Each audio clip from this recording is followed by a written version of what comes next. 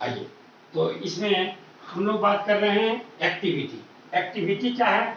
तो किसी कैटलिस्ट की एबिलिटी वह रेट ऑफ रिएक्शन को एक्सेलरेट कर दे, रेट ऑफ रिएक्शन को एक्सेलरेट कर दे, यही उसकी क्या कहलाती है? एक्टिविटी कहलाती है। अब वह जितना ज्यादा एक्टिव होगा, रेट ऑफ रिएक्शन को उतना ज्यादा एक्टिवेट करेगा, रेट ऑफ रिएक्शन को उतना ज्यादा इंक्रीज करा सकता है। ठीक, तो आइए एक्टिविटी में हम लिखते हैं the ability of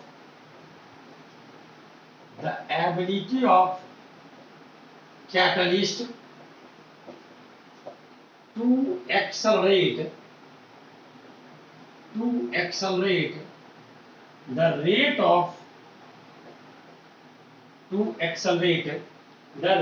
of a chemical reaction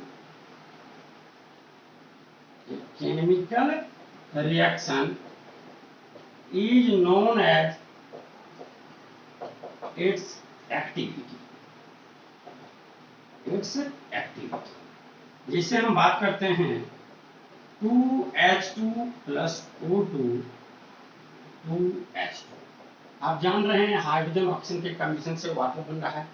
अगर आप यहाँ कैटलिस्ट को ना लें तो आप क्या पाएंगे कि या हीट को ना दिखाएं तो फिर वाटर का फॉर्मेशन लगभग नहीं के बराबर। दिन भर आप बैठे रहेंगे वाटर में, रेट इतनी कम है कि ऑलमोस्ट नेग्लिजिबल है। इसे हम क्या कहते हैं? हम बोलते हैं कि in the absence of catalyst rate of reaction is very slow. Rate of reaction is very slow. Rate of reaction जो होता है वह क्या होता है? बहुत ही स्लो होता है, दैट इज नेग्लिजिबल रेट होता है।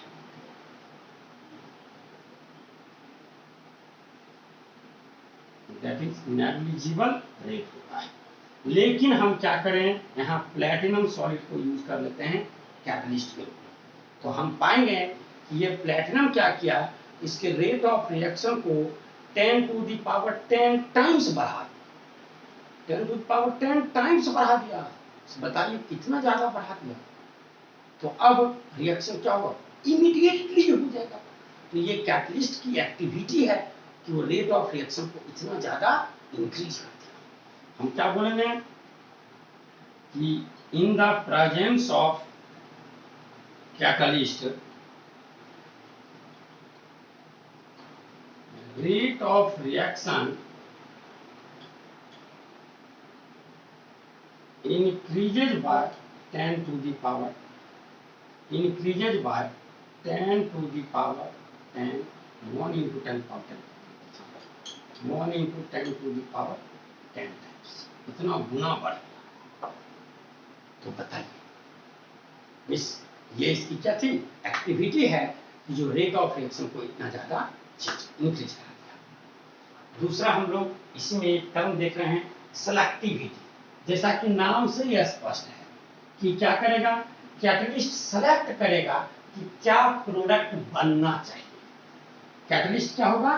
तो सेलेक्ट करेगा कि हमारा प्रोडक्ट क्या बनना चाहिए। जल्दी से स्क्रीनशॉट ले लें।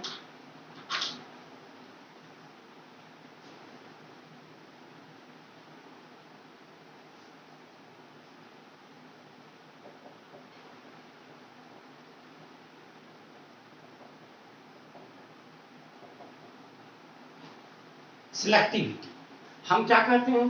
तो हम कहते हैं कि ability of catalyst to direct a chemical reaction in such a way to produce या to yield a particular product, to yield a particular product is known as its selectivity, is known as its selectivity.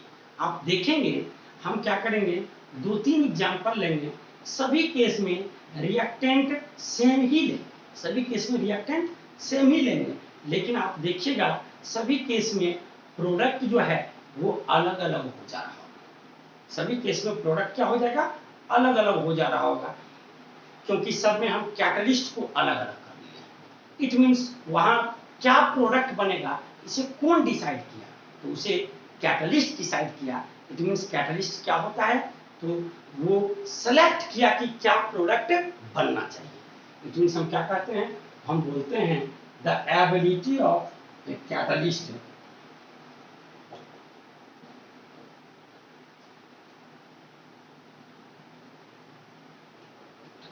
To directs to directs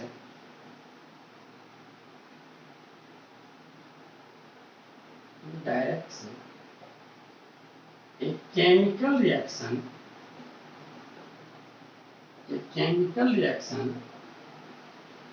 in such a way that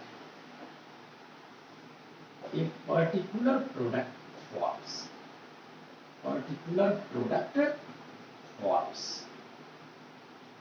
Is known as its selectivity.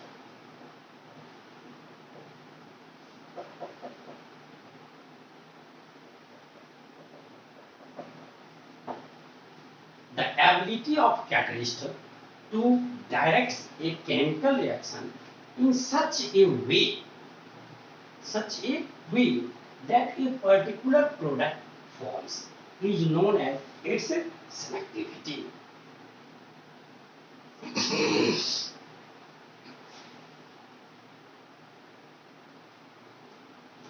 That a particular that yields a particular product, that is ज़्यादा अच्छा, yields a particular product is known as its selectivity. आइए जिससे हम जरा ध्यान दें कि हम क्या करते हैं, तो देखिए तीन एग्जाम्पल आपको, तीनों का तीनों एग्जाम्पल लेते हैं, आपके बुक का ही एग्जाम्पल भी लेते हैं, और तीनों में आप देखेंगे कि क्या हुआ है कि कार्बन मोनोऑक्साइड और हाइड्रोजन को ही यूज किया जा रहा है कैटलिस्ट की तरह। हम बात करते हैं कार्बन मोनोऑक्साइड प्लस हाइड्रोजन। इस केस में हम यूज करते हैं निकेल को एज कैटलिस्ट, तो हमारा क्या बनता है प्रोडक्ट, मीथेन बनता है। इस केस में प्रोडक्ट क्या बना है, मीथेन। दूसरे केस में हम कार्बन मोनोऑक्साइड और हाइड्रोजन को ही ले रहे हैं, कार्बन मोनोऑक्साइड और हाइड्रोजन की ही बात कर रहे हैं, लेकिन यहाँ प्रोडक्ट में क्या, यहाँ कैटलिस्ट में क्या लेते हैं, कॉपर लेते हैं, या फिर हम क्या करते हैं कॉपर, जिंक ऑक्साइड और क्रोमियम ऑक्साइड को यूज करते हैं, क्रोमियम ऑक्साइड के मिक्सचर को यूज करते हैं। तो इस केस में देखते हैं कि मिथाइल अल्कोहल का फॉर्मेशन होता है प्रोडक्ट के रूप में। तीसरे में हम देखते हैं जब हम कार्बन मोनोऑक्साइड और हाइड्रोजन को यूज करते हैं और कॉपर को कैटलिस्ट के रूप में लेते हैं, तो यहाँ से क्या होता है, फॉर्मल्डिहाइड का फॉर्मेशन होता है प्रोडक्ट के रूप में। तो आप क्या देख रहे हैं कि इन तीनों के तीनों रिएक्शंस में हमारा रिएक्टेंट क्या है, सेम है, सिर्फ हम कैटलिस्ट को अलग अलग किए तो हमारा प्रोडक्ट भी क्या हो गया, अलग अलग हो गया। इट मीन्स क्या प्रोडक्ट बनेगा इसे कौन डिसाइड किया, तो इसे यही सॉलिड कैटलिस्ट डिसाइड किया, इसे यही सॉलिड कैटलिस्ट डिसाइड किया।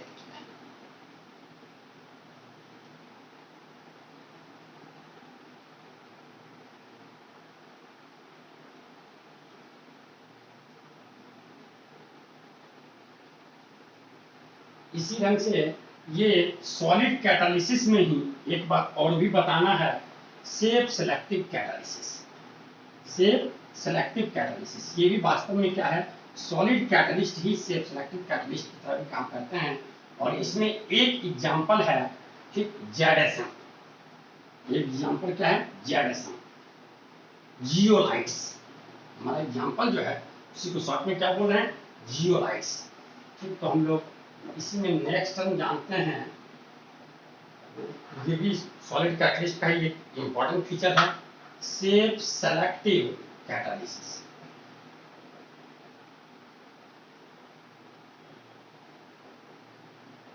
जैसा कि नाम से ही स्पष्ट है, सेफ सेलेक्टिव कैटालिसिस, इस ऐसा कैटालाइटिक एक्शन जहां क्या हो, कुछ ना कुछ शेप के सिलेक्शन की बात हो, जहां कुछ ना कुछ शेप के सिलेक्शन की बात हो, इस ऐसा कैटालाइटिक एक्शन जो डिपेंड करता है किस पे, तो on the pore size of catalyst and shape of reactant and product molecule. तो इसे ही हम क्या कहते हैं, शेप सेलेक्टिव कैटालिसिस कहते हैं। और ऐसा दर्शाया जाता है जियोलाइट्स के द्वारा। इसका किसके द्वारा होता है, इसलिए देखेंगे बुक में लिखा भी होगा, shape selective catalysis by zeolites. ये जियोलाइट्स क्या होते हैं, तो ये hydrated alumino silicate, hydrated alumino silicates होते हैं। जरा एक मिनट, हम सिलिका की बात करते हैं, उसी से सिलिकेट स्ट्रक्चर की बात करते हैं। तो देखिए क्या हो रहा है, ठीक, सिलिकॉन सिलिकॉन सिलिकॉन, यहाँ से oxygen oxygen oxygen, silicon oxygen, oxygen silicon oxygen silicon oxygen oxygen oxygen silicon silicon oxygen silicon silicon. तो देखिए ये हमारा क्या है, ऑक्सीजन सिलिकॉन ऑक्सीजन सिलिकॉन, इसी ढंग से स्ट्रक्चर चलता जाएगा। ये कॉम्प्लेक्स क्या है, 3 डायमेंशनल इसका स्ट्रक्चर है, हाइड्रेटेड एल्यूमिनो सिलिकेट होते हैं। ऐसे देखिए, तो अभी क्या है, सिलिकॉन देख रहे हैं। अब क्या होता है कि इसके कुछ साइड से, ठीक, सिलिकॉन मिस हो जाता है और यहाँ क्या आ जाता है, एल्यूमिनियम आ जाता है। कुछ साइड से सिलिकॉन मिस हो गया और क्या आ गया, एल्यूमिनियम आ गया। तो अब भैया आप क्या जान रहे हैं कि एल्यूमिनियम की वैलेंसी तो 3 ही है, सिलिकॉन की वैलेंसी क्या थी, 4 थी। तो यहाँ एक वॉइड रह जाएगा, यहाँ एक क्या होगा, इस स्ट्रक्चर में एक वॉइड रह जाएगा। यहाँ हमारा एल्यूमिनियम आ गया, तो इस स्ट्रक्चर में क्या होगा, यहाँ वॉइड रह जाएगा इसके कैविटी में। तो अब ये जो वॉइड है उसमें क्या है, वाटर मॉलिक्यूल्स फंसा हुआ है, इसलिए ये क्या है, हाइड्रेटेड एल्यूमिनो सिलिकेट है। जब हम इसे कैटलिस्ट के रूप में यूज करना चाहते हैं तो हम इसे हीट करेंगे। जब हीट करते हैं तो जो वाटर मॉलिक्यूल्स उसके कैविटी में, इस पोर्स में जो फंसा हुआ है, वो क्या होगा, उससे बाहर निकल जाएगा। अब पोर्स क्या हो जाएगा, वैकेंट हो जाएगा। पोर्स क्या हो जाएगा, वैकेंट हो जाएगा। तो पोर्स क्या हो गया, वैकेंट हो गया। अब इस पोर्स में रिएक्टेंट मॉलिक्यूल का क्या होगा, सॉलिड कैटलिस्ट है, यहाँ तो एडजॉर्प्शन वाली बात होगी। तो अब रिएक्टेंट मॉलिक्यूल इसके इस पोर्स के इस सरफेस से, यहाँ जो एल्यूमिनियम वाला सरफेस होगा, यहाँ जो ये तो बल्क में है, लेकिन जो बाहरी पोर्शन पे है एल्यूमिनियम जो यहाँ से हट के जो एल्यूमिनियम आता, अगर ये हट जाता और यहाँ एल्यूमिनियम आ गया, तो यहाँ हमारा क्या था कि ये पोर्स बना, इस पोर्स में वाटर मॉलिक्यूल फंसा हुआ था, इसे हीट किए, वाटर मॉलिक्यूल क्या हो गया, इवेपोरेट कर गया, वेपर में चला गया। तो अब हमारा ये पोर्स क्या हो गया, वैकेंट हो गया। तो अब इसमें रिएक्टेंट मॉलिक्यूल का क्या होगा, एडजॉर्प्शन होगा। लेकिन अब वैसे ही रिएक्टेंट मॉलिक्यूल का एडजॉर्प्शन होगा जिसका साइज इस पोर्स के साइज से के बराबर हो या उससे थोड़ा क्या हो, छोटा हो। अगर इसका मान लेते हैं कि यहाँ पोर्स का साइज जो है वो 260 से लेकर 700 नैनोमीटर के बीच का होता है। अब अगर रिएक्टेंट मॉलिक्यूल का साइज 1500 नैनोमीटर हो जाए तो क्या वो इस पोर्स में फिट हो पाएगा, बिल्कुल नहीं आएगा। तो उसका साइज जो होना चाहिए इसी के आसपास का होना चाहिए। दूसरी बात, अब उस रिएक्टेंट मॉलिक्यूल का शेप जो होना चाहिए इस पोर्स के ही शेप के जैसा होना चाहिए, ताकि वो उससे जाके फिट बैठ जाए। आगे यही हम लोग एंजाइम कैटालिसिस वगैरह में भी लॉक की मेथड से आपको समझाएंगे। और कैटलिस्ट की जनरली बात यही होती भी है कि कैटलिस्ट के सरफेस में फ्री वैलेंसी होता है, जिसमें रिएक्टेंट मॉलिक्यूल का क्या होता है, एडजॉर्प्शन होता है। जैसे कि एक में ध्यान दें, जिसे हम बोलते हैं कि ये हमारा क्या है कि कोई सॉलिड कैटलिस्ट है। तो अब इसके कैटलिस्ट के सरफेस पे क्या होगा कि एक्टिव साइट ढंग का होगा। तो अब देखिए ये एक्टिव साइट है, इस ढंग का स्ट्रक्चर है। तो अब इस ढंग के स्ट्रक्चर में यहाँ क्या है, फंक्शनल ग्रुप इसके बहुत सारे हैं।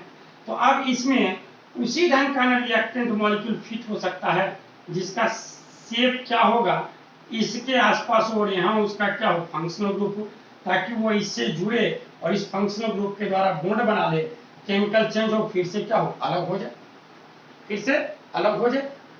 तो ऐसा कैटालाइटिक एक्शन जो क्या हो, तो डिपेंड करे किस पे, तो on pore size of catalyst and shape of reactant and product molecule. तो इसे ही हम क्या कहते हैं, शेप सेलेक्टिव कैटालिसिस कहते हैं।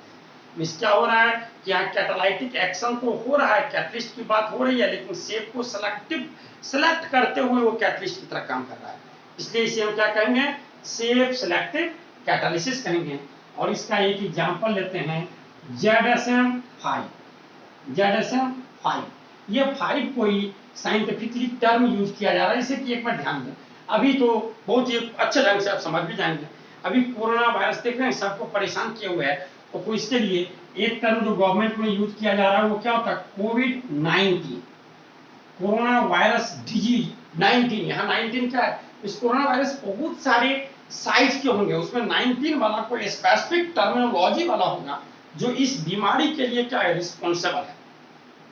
ये जियोलाइट्स भी बहुत सारे ढंग के होंगे, लेकिन ऐसा जियोलाइट्स जिसकी मॉलिक्यूलर पोरोसिटी इस 5 के बराबर, ये बहुत ही इंपॉर्टेंट है, बार बार पूछा भी गया है, क्योंकि देखिए इसका एक क्या है, बहुत बड़ा इंपॉर्टेंट है कि ये ZSM5 क्या करता है, तो it converts alcohol into petrol, alcohol into petrol, alcohol को ये पेट्रोल में कन्वर्ट करता है। यही कारण है कि पावर अल्कोहल आप ध्यान रहे हैं ना, पावर पेट्रोल क्या होता है, इसमें 80% जो होता है वो क्या है, पेट्रोल है, 20% क्या अल्कोहल है। ZSM वगैरह को डाल दिया गया तो वो क्या करता है, उसे कन्वर्ट कर देगा पेट्रोल में, उसे कन्वर्ट कर देता है पेट्रोल में। तो आइए एक लाइन से लिख लें, शेप सेलेक्टिव कैटालिसिस ये किसके द्वारा होगा, तो जियोलाइट्स के द्वारा होगा। ये जियोलाइट्स क्या होते हैं, तो ये हमारा होता है hydrated alumino silicates, hydrated alumino silicates. तो हम कहते हैं the catalytic action, the catalytic action which depend on the catalytic action which depend upon, yeah, which depend on catalytic action which depend on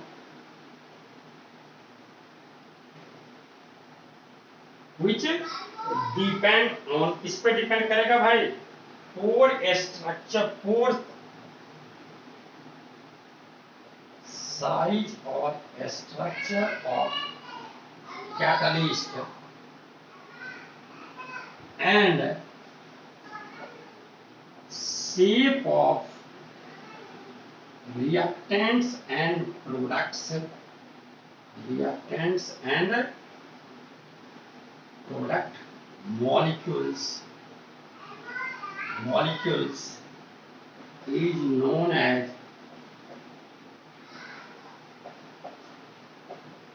shape selective catalysis, is known as shape selective catalysis। इसका example हम लिखेंगे ZSM5, ये क्या करता है, तो it converts alcohol into petrol, ये alcohol को क्या करता है, तो पेट्रोल में कन्वर्ट कर देता है। It converts alcohol into petrol, जो अल्कोहल को पेट्रोल में कन्वर्ट करता है। आइए बच्चों, क्लियर है, कहीं कोई दिक्कत नहीं होनी चाहिए। तो ये हमारा सॉलिड कैटलिस्ट का इंपॉर्टेंट फीचर्स था, जिसमें दो हम देखे, एक देखे एक्टिविटी, दूसरा सिलेक्टिविटी। वो तो सारे के सारे सॉलिड कैटलिस्ट में हो रहा है, इसलिए वहाँ डायरेक्ट लिखाया गया, लेकिन ये सारे के सारे सॉलिड कैटलिस्ट में नहीं होता है। ये केवल और केवल किनके द्वारा होगा, जियोलाइट्स के द्वारा, ओनली बाय जियोलाइट्स। सारे सॉलिड की बात नहीं हो रही है, जबकि वो जो था, दो जो आप कहिएगा कि सर तो आप वहां लिखा है दो ही, एक्टिविटी सिलेक्टिविटी, वहां क्यों नेगेटिविटी, सिलेक्टिविटी और सेल्फ सेलेक्टिव कैटालिसिस लिख दिए? तो सारे के सारे solid catalyst self selective catalyst की तरह थोड़े काम कर सकते हैं। तो इस तरह की बातें होनी चाहिए तब ना। ऐसा किसमें होता है? केवल और केवल जियोलाइट्स में होता है। ये किनके द्वारा होता है? By zeolites, by zeolites. आइए, हो गया। अब हम लोग कैटालिसिस जो देख रहे हैं ये अनेक ढंग का है, जिसमें हम लोग दो टाइप अभी तक जाने हैं, होमोजीनियस और हेट्रोजीनियस।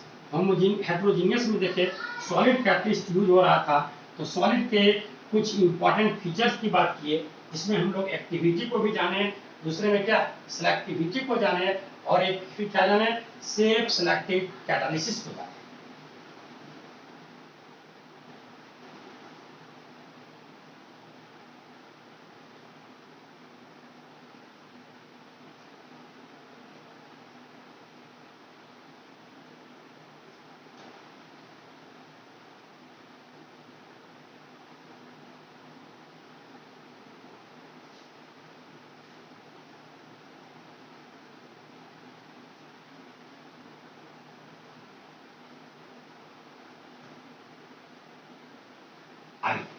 इसके आगे हम लोग थर्ड नंबर जाने इस कैटालिसिस में।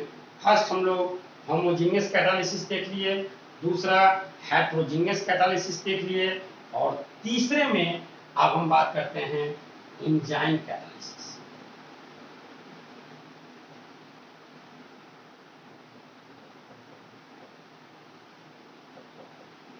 तो भैया ये एंजाइम क्या है? एंजाइम क्या है? तो ये बायो कैटालिस्ट है। लिविंग बॉडी के अंदर जो कैटालिस्ट है वही हमारे बॉडी में लाखों केमिकल रिएक्शंस होते रहते हैं, बायो केमिकल रिएक्शंस होते हैं।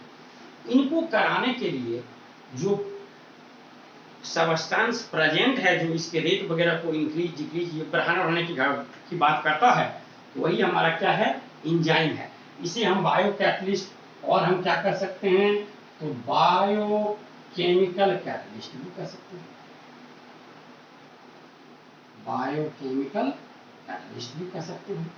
तो बहुत सारे ऑर्गेनिक रिएक्शंस में लिविंग बॉडी के अंदर पाए जाने वाले रिएक्शंस क्या होता है? एंजाइम के प्रेजेंस में होता है। ये ऑर्गेनिक के ओल्ड कंसेप्ट से जुड़ा हुआ है, क्योंकि ऑर्गेनिक का ओल्ड कंसेप्ट क्या कहता था कि ऑर्गेनिक कंपाउंड्स कौन से कंपाउंड्स होते हैं? तो ऐसे कंपाउंड जो लिविंग ऑर्गेनिज्म से, लिविंग बीइंग से ऑब्टेन होते हैं।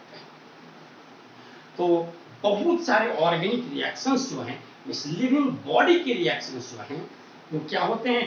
तो कैटलिस्ट के प्रेजेंस, एंजाइम के प्रेजेंस में होते हैं, इसलिए इन्हें हम क्या कहते हैं? एंजाइम कैटालिसिस कहते हैं। तो हम क्या कहते हैं? Many organic reactions, many organic reactions, it means क्या? Reactions occurring in living system, occurring in living system.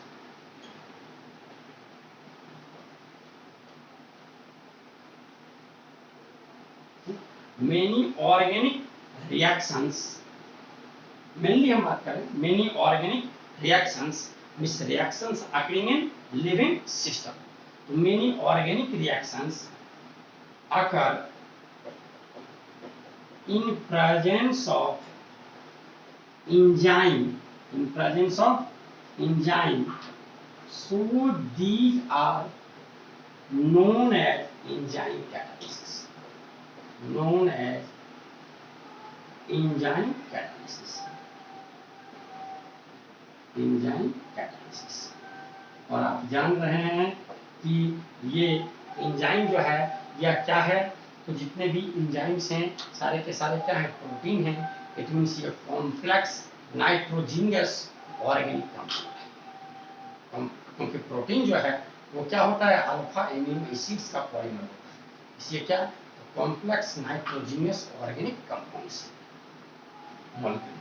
तो एंजाइम बायो कैटलिस्ट और biochemical catalyst, many organic reactions, means reactions occurring in living system. Many organic reactions occur in presence of enzyme, so these are known as enzyme catalysis. आइए हम बात करते हैं कुछ examples. जैसे हम बात करते हैं स्टार्च, C6 H10O5ON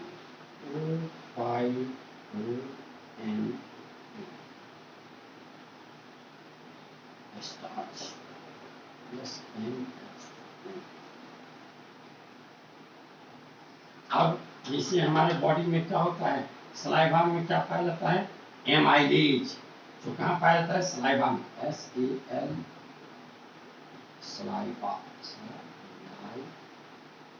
इसी होता है जी, सलाइवा में पाया था, माउथ में। ठीक, तो ये एमाइलेज क्या करेगा, इस स्टार्च को ब्रेक करता है, किसमें, ठीक, डाइसैकेराइड्स लाइक माल्टोज सुक्रोज, इन सब में ब्रेक करके किस माल्टोज में ब्रेक करता है, C12H22O11, इसे कहाँ ब्रेक किया, माल्टोज में ब्रेक किया, इसे क्या किया है, माल्टोज में ब्रेक किया। अब जैसे यही हमारा स्टार्च है, कौन सा स्टार्च, वो भी तो, ये भी हमारा कार्बोहाइड्रेट है, वो भी कार्बोहाइड्रेट है, लेकिन ये स्टार्च पॉलीसैकेराइड है, वो क्या है, डाइसैकेराइड है। तो अब यही स्टार्च जैसे जर्मिनेटेड सीड वगैरह में होता है, तो इसी स्टार्च वाले में अगर हम बात करते हैं डाइस्टेज एंजाइम, डाइस्टेज एंजाइम जो कहाँ से होता है, फ्रॉम जर्मिनेटेड बार्ली।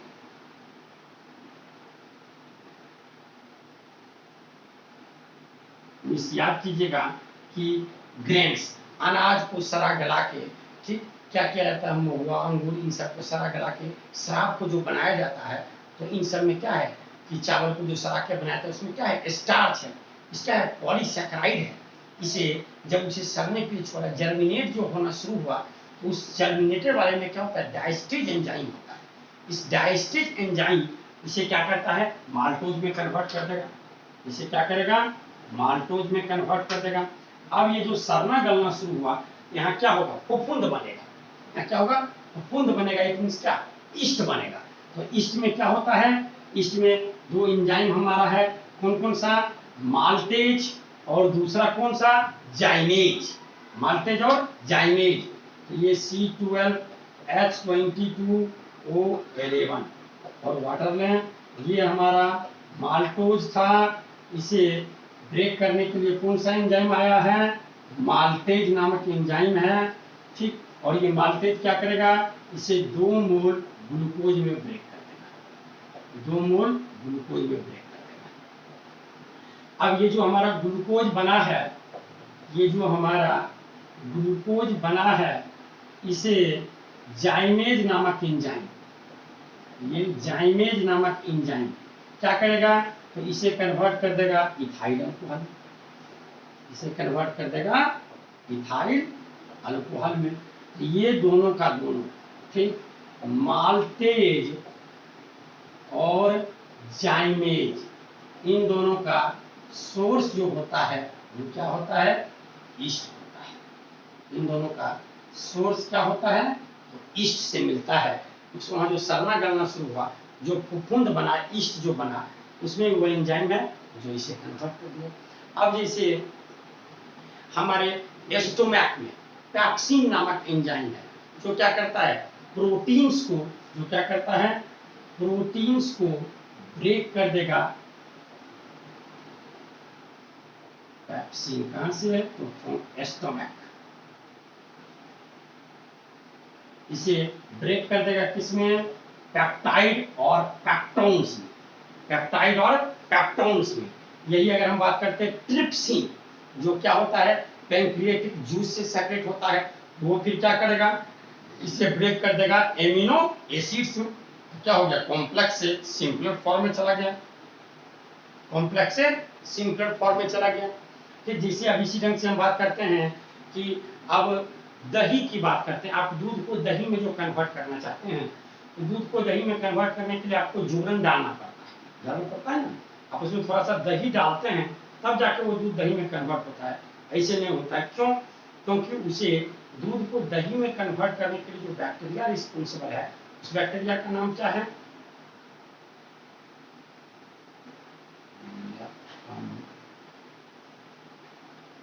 बेसिलस लैक्टा।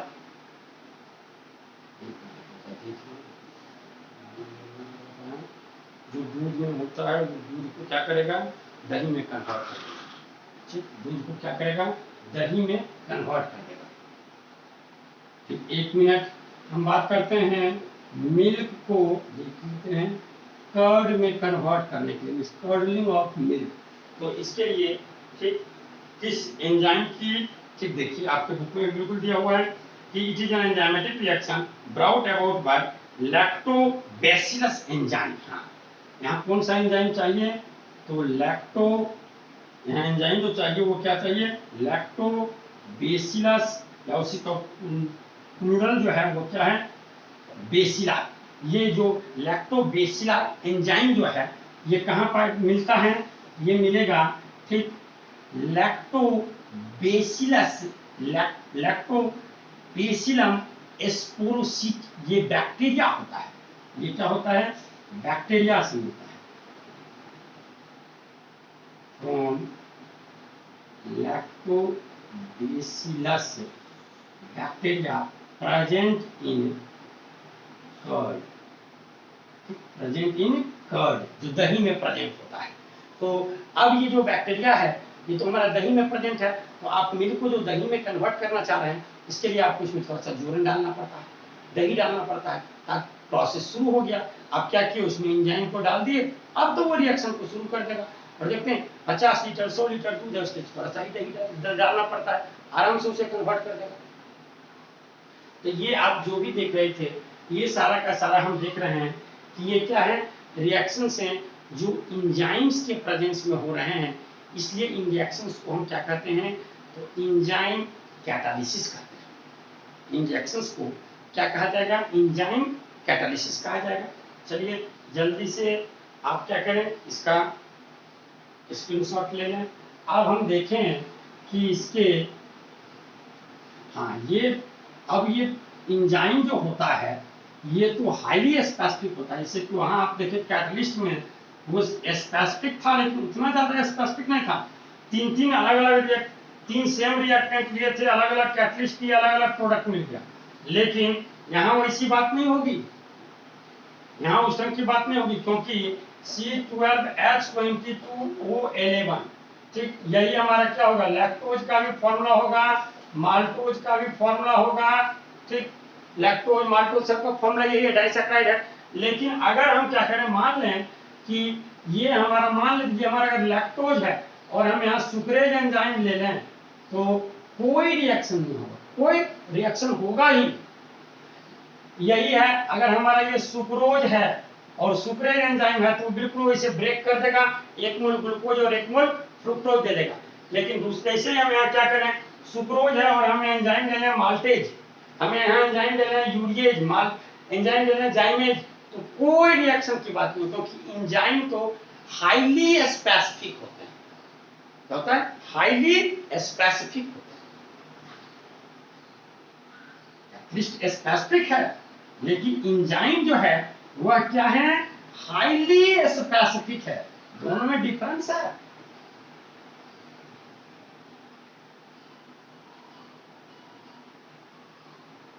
आइए अब एक लाइन इसमें देख लेते हैं, इसके मैकेनिज्म को जरा देख लें, सब जगह वही बातें होंगी।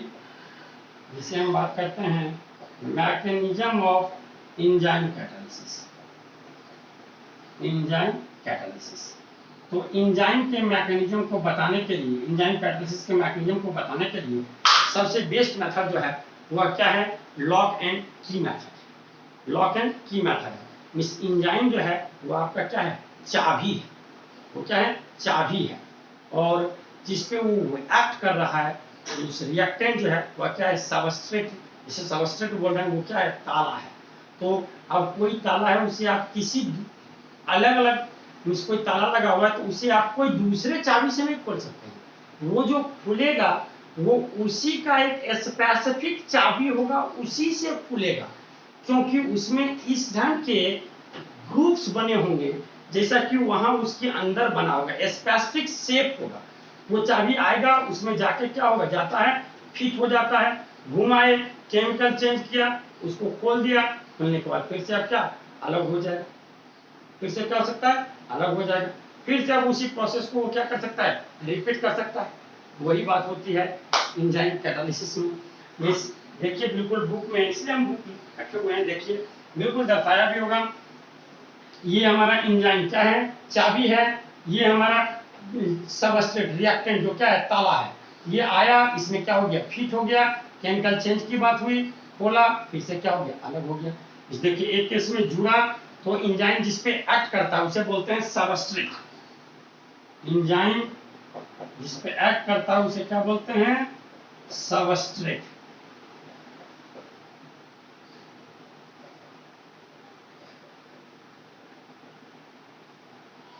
ये हमारा क्या है, की हो गया, और ये हमारा ढंग से क्या है, लॉक है। तो एंजाइम और सबस्ट्रेट आपस में जुड़ते हुए क्या बनाया, ES। इसे क्या बोलेंगे, तो enzyme substrate complex. Enzyme substrate complex, substrate complex. इस देखिए क्या हुआ, चाबी आया, ताले में फिट हो गया, ये हो गया एंजाइम सबस्ट्रेट कॉम्प्लेक्स। अब वो क्या होगा कि हम घुमाते हैं तो केमिकल चेंज अपना किया, और वो उसे खोल देगा, फिर से क्या हो जाएगा, अलग हो जाएगा। ये एंजाइम सबस्ट्रेट कॉम्प्लेक्स में केमिकल चेंज की बात हुई, केमिकल चेंज की बात हुई, ये क्या बन गया, EP। इट मीन्स क्या, तो enzyme product complex, enzyme product complex. और अब ये EP एंजाइम प्रोडक्ट कॉम्प्लेक्स जो था, ये फिर से ब्रेक कर गया, E+P। ये तो बन गया प्रोडक्ट, और ये फिर से क्या हो गया, एंजाइम फ्री हो गया। अब ये फिर से प्रोसेस को रिपीट करना शुरू कर, फिर से प्रोसेस को रिपीट करना शुरू करेगा। यही कारण है कि क्या होता है, कैटलिस्ट का अमाउंट रिएक्शन में कंज्यूम नहीं होता। आप देख रहे हैं सभी जगह जहां भी मैकेनिज्म आपको दर्शाए, हम यह दर्शाने की कोशिश कर रहे हैं। बच्चे के दिमाग में क्या बैठ जाता है कि वो कैटलिस्ट रिएक्शन में भाग नहीं लेता, इसलिए इसका अमाउंट जो का क्यों रहता है। बेवकूफ, रिएक्शन में तो भाग लेता ही है, रिएक्शन में तो भाग लेता ही है। वो एक स्टेप में कंज्यूम हो रहा है, दूसरे स्टेप में क्या हो जा रहा है, प्रोड्यूस हो जा रहा है, इसलिए उसके अमाउंट में किसी प्रकार का कोई चेंज नहीं हो रहा है।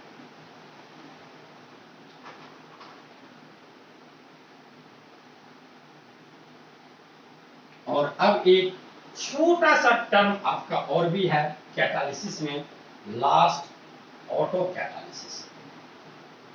ऑटो कैटालिसिस नाम से ही देखिए, ऑटो कैटालिसिस इस क्या हो गया, तो कैटलिस्ट को लिए तो नहीं थे, अपने आप कैटलिस्ट बन गया। इससे अपने आप रिएक्शन जब हो रहा है, जब रिएक्शन हो रहा है तो उसमें आप क्या जानते हैं, रिएक्शन जब हो रहा है तो रिएक्टेंट का कन्वर्सन क्या होता है, प्रोडक्ट में होता है। तो अब जो प्रोडक्ट है वो प्रोडक्ट ही एक्ट करने लगा कैटलिस्ट की तरह। तो इसी प्रकार के रिएक्शन को हम क्या कहेंगे, ऑटो कैटालिसिस कहेंगे। और इस ढंग के रिएक्शन का रेट क्या होगा, तो समय के साथ इंक्रीज करता जाएगा, क्योंकि समय के साथ क्या हो रहा है, प्रोडक्ट का अमाउंट इंक्रीज कर रहा है, इस कैटलिस्ट का अमाउंट इंक्रीज कर रहा है, तो रेट ऑफ रिएक्शन को तो बहुत ज्यादा हुआ, इंक्रीज करता चला जाएगा। तो ऑटो कैटालिसिस में हम क्या कहेंगे, हम कहते हैं कि when any product of A chemical reaction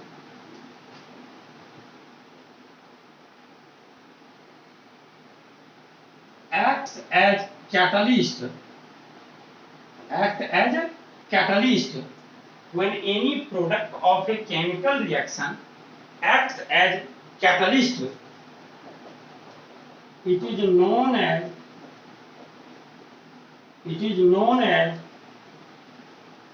autocatalysis। ऑटोकैटालिसिस इसका एग्जाम्पल, बेस्ट एग्जाम्पल देखते हैं, hydrolysis of Easter. Hydrolysis of Easter, Easter का हाइड्रोलिसिस जो है यह क्या होता है, ऑटोकैटालिसिस का एग्जाम्पल है। और ये क्वेश्चन बार बार आपके बोर्ड एग्जाम में पूछा है, और एनसीईआरटी में क्वेश्चन नंबर 6 दिया हुआ भी है आपके एग्जाम्पल में, क्वेश्चन नंबर 5। ठीक, VVR बहुत बहुत इंपॉर्टेंट है और बार बार पूछा गया है।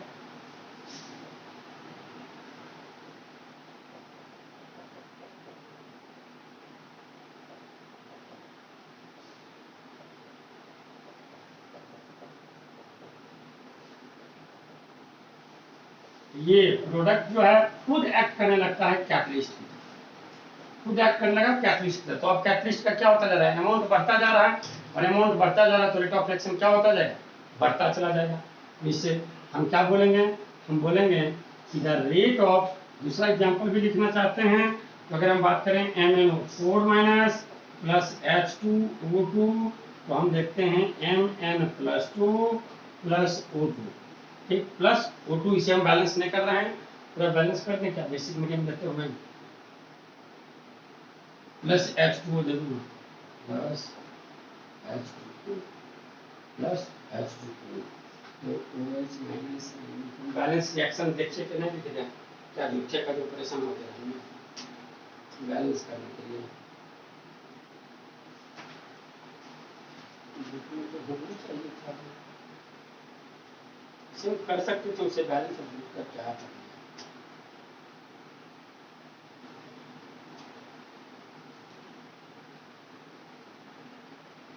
चलिए इतना ही वहां भी बटेगा, ठीक, H प्लस कर दीजिए, यहाँ H प्लस कर दीजिए तो हो गया, Mn+2 ये हो जाएगा, ठीक। तो यहाँ यह जो है यह खुद एक्ट करने लगता है किसकी तरह, कैटलिस्ट की तरह, यह एक्ट करने लगता है कैटलिस्ट की तरह। तो हम क्या कहते हैं कि the rate of this type of reaction, type of reaction increases with time, increases with time। ऐसा क्यों होगा, तो due to increasing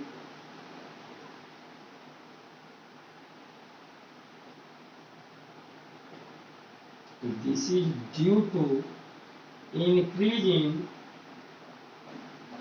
amount of catalyst, amount of catalyst as a reactant, amount of catalyst, बताइए ना कि reactant का, तो आप जान ही रहे हैं कि रिएक्टेंट का कन्वर्जन किसी भी केमिकल रिएक्शन में, रिएक्टेंट का कन्वर्जन क्या होता है, प्रोडक्ट में होता है, और रिएक्टेंट का कन्वर्जन प्रोडक्ट में होता है। रिएक्टेंट के अमाउंट में समय के साथ डिक्रीज होती है, जबकि प्रोडक्ट का अमाउंट समय के साथ इंक्रीज करता है। तो ये पूरी की पूरी बातें हो गई कैटालिसिस के संबंध में, और अब थोड़ी सी बातें और इसमें बची रह गई है कि कैटलिस्ट आखिर इसका कैसे रेट ऑफ रिएक्शन को चेंज करता है, क्या क्या बातें होती है।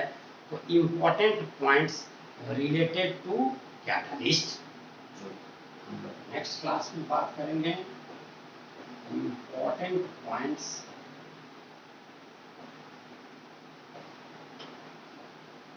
रिलेटेड टू कैटलिस्ट, जो हम लोग नेक्स्ट क्लास में बात करेंगे।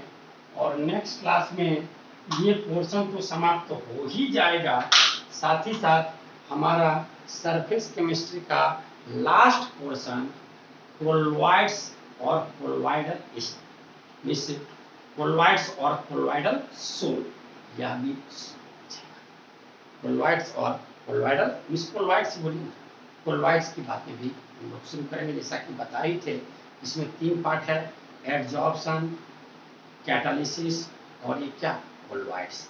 तो एडजॉर्प्शन पढ़ लिए, कैटालिसिस भी आप लगभग पढ़ लिए हैं, अगले क्लास में ये कंप्लीट हो जाएगा।